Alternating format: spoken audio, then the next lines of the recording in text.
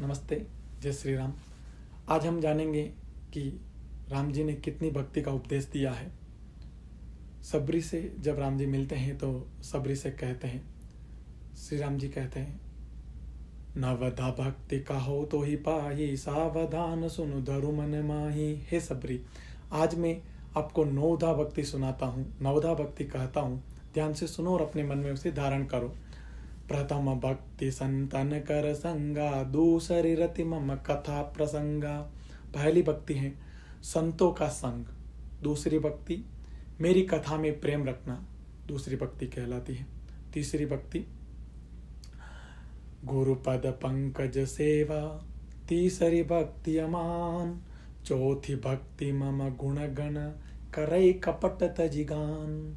तीसरी भक्ति है गुरु के चरणों की सेवा करना और अपने अहंकार को त्याग देना। चौथी भक्ति मेरे गुणों का कपट रहित गान करना, चौथी भक्ति कहलाती है।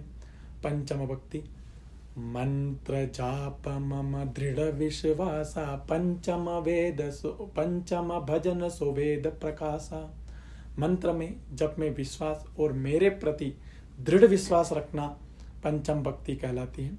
षठ भक्ति छठ दस शील बिरति बहु कर्मा, निरत निरंतन सज्जन धर्मा।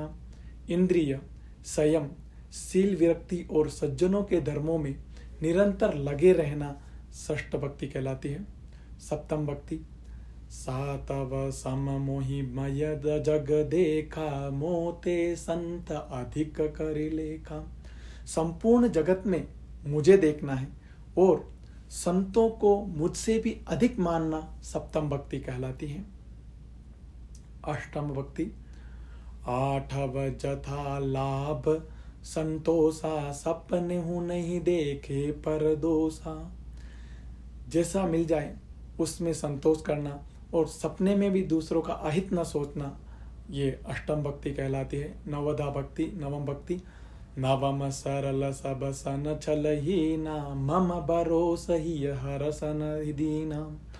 सभी से सरलता व छल रहित व्यवहार करना और मेरे ऊपर अटल विश्वास रखना, यह भक्ति कहलाती है, नवमी भक्ति कहलाती है।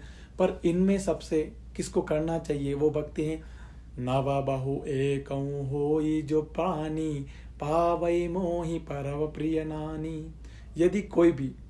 यदि कोई एक भी भक्ति का अनुसरण करते हैं तो वह मुझे बहुत अति प्रिय हो जाते हैं।